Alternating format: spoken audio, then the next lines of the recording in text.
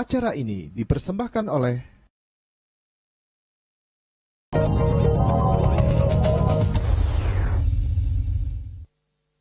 Terima kasih Anda masih bersama kami di sini, dan ini adalah perbincangan yang sangat menarik yang saya yakin sekali berefek untuk kita semua di sini, karena kerasa sekali ya, apalagi setelah pandemi begitu banyaknya brand-brand baru yang hadir, teman-teman UMKM yang banyak sekali. Kerasa sekali kalau kita bertemu dengan teman-teman lain, baik itu maupun karyawan di satu instansi atau di satu perusahaan, biasanya nanya, udah usaha apa, usaha sampingan apa, side jobnya apa. Belum lagi sekarang begitu banyak yang marketplace, membuat orang begitu mudahnya membuat brand, betul. Kemudian menjualnya juga. Betul. Nah, tapi terlindungi atau tidak, itu yang betul. Paling penting ya Pak ya. Betul. Jangan sampai kita udah jadi pelopor mempunyai brand tertentu, terus tiba-tiba ada yang followernya mengikuti, terus ngaku-ngaku, terus kita nggak bisa ngapa-ngapain. Plagiat-plagiat itu ya Pak ya, jadi memang harus ada perlindungan di sini. Betul. Jadi hadirnya di sini sebenarnya untuk melindungi kita semua di sini. Nah Pak, ini DJKI punya program unggulan yang tidak Pak, apalagi untuk tahun cipta kali ini, ya, bagaimana Pak? Memang untuk menunjang apa yang dikatakan sama Mbak Terry tadi, apa yang harus dilindungi, memang untuk membackup, untuk melaksanakan hal itu tentunya DJKI mengambil langkah-langkah strategis. DJKI memiliki program unggulan apa benar yang dikatakan sama Mbak Terry. Untuk pertama, bagaimana untuk menciptakan perlindungan yang komprehensif. Tentunya harus ada peningkatan kualitas sumber daya manusia supaya bisa berdaya saing, satu itu. Apa yang dilakukan oleh Direktorat Jenderal Kekayaan Intelektual adalah roving seminar Kemenkumham, Menteri Hukum dan HAM yang akan dilaksanakan di beberapa provinsi.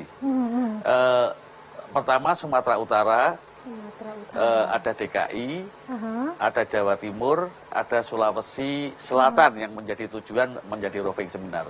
Tentunya untuk memberikan edukasi kepada masyarakat, DJKI juga melakukan sifat pembelajaran yang bersifat baik itu secara virtual maupun secara daring melalui Opera tentunya. Dan adanya sertifikat untuk anti korupsi. Jadi kalau sertifikat anti korupsi itu supaya untuk meningkatkan kualitas pelayanan publik, benahi dulu SDM-nya dan sebagainya seperti yang tadi saya sampaikan. Iya. Selain itu juga untuk peningkatan standar kualitas pelayanan publik, DJKI juga berusaha untuk mencapai adanya ISO 37001, yaitu SMAP, dan ISO di 9000 2015 yaitu berupa SMM. Yang paling penting adalah DJKI selalu mendengar untuk mencari solutif. Jadi istilahnya di kami itu, mari kita belanja permasalahan yang muncul di masyarakat sehingga supaya DJKI itu aspiratif, menampung keluhan-keluhan hambatan apa yang ada di masyarakat, sehingga kita bisa memberikan solutif dalam perlindungan kekayaan intelektual. Selain itu ada mobile IP klinik yang ada di beberapa provinsi, tentunya di semua provinsi, di 34 provinsi, dan drafting paten serta sertifikat pembelajaran yang berbasis kekayaan intelektual. Ini lengkap sekali Pak programnya Pak. Jadi tahun 2022 itu harus kami kejar seperti itu, supaya standar pelayanan publik kepada masyarakat akan lebih baik. Dan di Direktorat Jenderal Kekayaan Intelektual, khususnya di Direktorat Hak Cipta dan Desain Industri, kita menciptakan aplikasi persetujuan otomatis pencatatan hak cipta. Jadi siapapun pelaku cipta, baik itu pelaku seni, pelaku apapun di situ, pencipta buku dan sebagainya, itu dapat melakukan pendaftaran sertifikat kekayaan intelektualnya, yaitu hak cipta, melalui persetujuan otomatis pendaftaran hak cipta yang bisa dikerjakan sertifikat dalam at least 7 menit sampai 10 menit. Wow. Jadi kalau Mbak Terry memasukkan sekarang lagunya, puisinya lewat sistem POP HC istilahnya, itu 7 menit sampai 10 menit langsung keluar sertifikat, boleh dicetak sendiri di rumah sendiri. Wih, keren banget Pak. Jadi tidak perlu ke ke kantor, apalagi masa pandemi, Iya. pembayaran melalui multi payment, Iya. bisa lewat mobil banking, ATM, dan sebagainya. Wah, ada aplikasinya berarti di Ya. sini ya. Ternyata semudah itu ya. Semudah itu, Iya. Mbak Terry lagi syuting atau Oh. lagi dimasak, dan sebagainya Tiba-tiba. bisa. Jadi bisa melakukan proses pendaftaran hak cipta itu sampai keluar sertifikat hanya memakan at least 7 menit sampai 10 menit. Cepat Kami proses. sekali ya, Iya. dan mudah ternyata. Dan mudah. Karena mungkin di luar sana tuh ada yang bukannya tidak mau, tapi tidak tahu caranya. Betul. Ini akan susah nih persyaratannya, apa saja akan panjang harus Betul, diisi, justru apa- melalui diseminasi seperti ini lewat Kanwil Kementerian Hukum dan HAM DKI dan tentunya berkolaborasi dengan JEK TV, inilah ruang yang paling tepat saya kira untuk memberikan.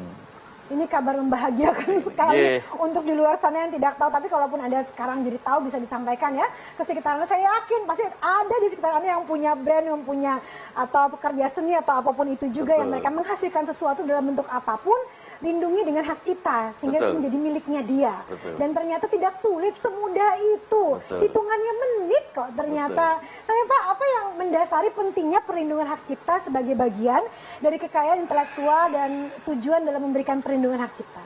Sebagai bentuk perlindungan dari karya cipta, apapun itu seni budaya, tentunya untuk melindungi hak-hak dari pencipta, pemegang cipta, atau hak-hak yang terkait.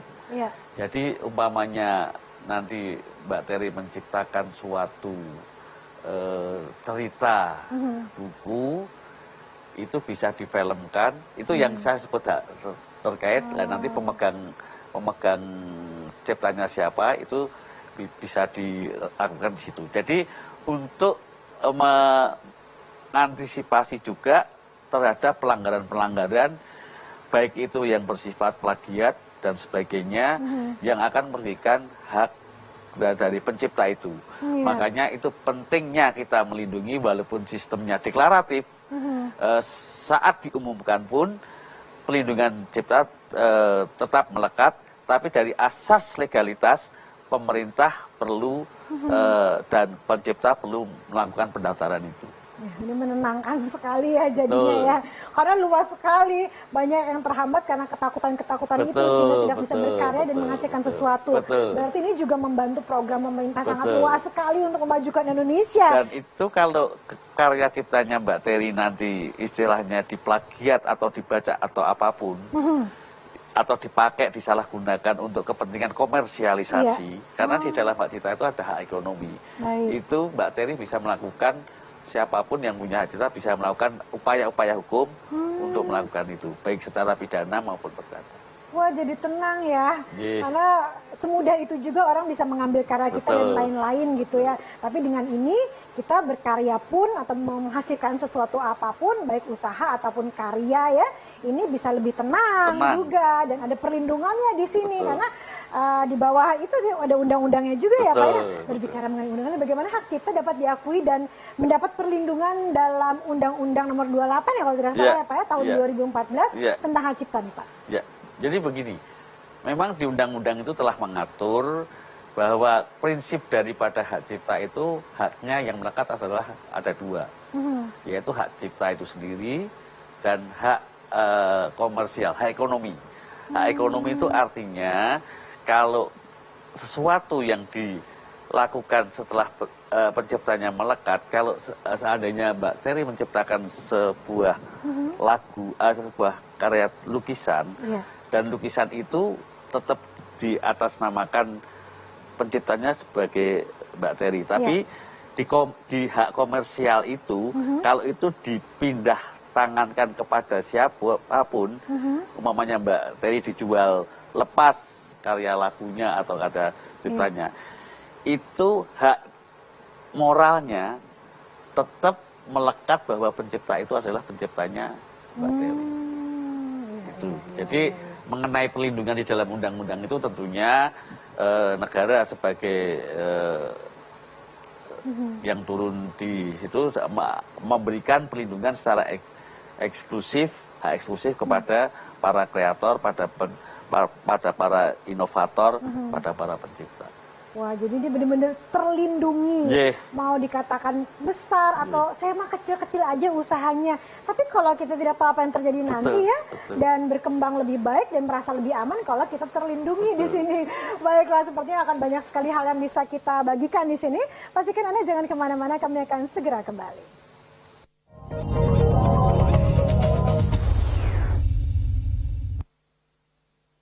Acara ini dipersembahkan oleh